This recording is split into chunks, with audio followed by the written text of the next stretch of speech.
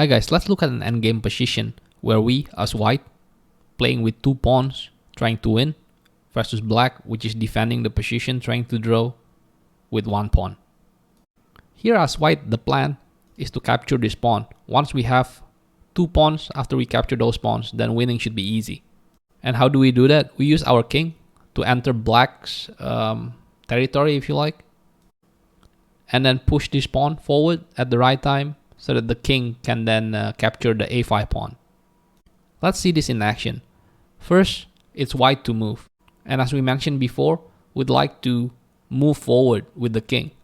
But then black knows this plan as well, and he will try to give us opposition. First move is d3. The technique here is to try to get black to follow us until he couldn't anymore. e3, e5, black still tried to give opposition, but now we go f3. And now because black has to watch for this pawn as well, then he couldn't be too far away from the b file, so he cannot follow us anymore. So black's best move here is king d5. And now our white king is free to step forward, no more opposition. And so we do so, king f4, king d6. Black tried to at least maintain the diagonal opposition.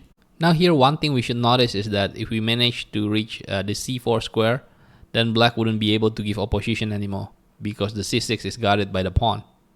So we do so.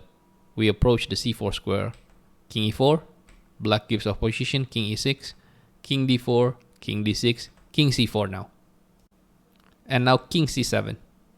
No more opposition. And here remember that white's plan is to push the pawn forward, the b file pawn forward. But if we go king c5, which is probably the most natural move, then this is not the most accurate move actually, because king b7, and now we cannot push the pawn forward anymore because b6, then king a6. And it's a draw already. King c6 will result in a stalemate. So we have to give up the b file pawn, and it's a draw. So in the previous position, the more accurate move is actually king d5. Now here, if black continue to give us opposition, then we push the pawn, and then this pawn falls. So best try for black here is actually king b6. We continue marching forward with our king d6, king b7, and king c5. And here black is in zugzwang, and there's already a clear path to win. If black goes king c7, for example, then we go b6 check, and then take this pawn. While if black goes king a7, then king c6 is also winning, because now black has no way to guard this pawn anymore. For example, king b8, and then we enter the position, king b6, this pawn is falling. We have 2 pawns, and should be winning easily. So either way, white wins. Okay guys, that's all for this video. Thank you guys for watching, and I'll see you guys in the next one.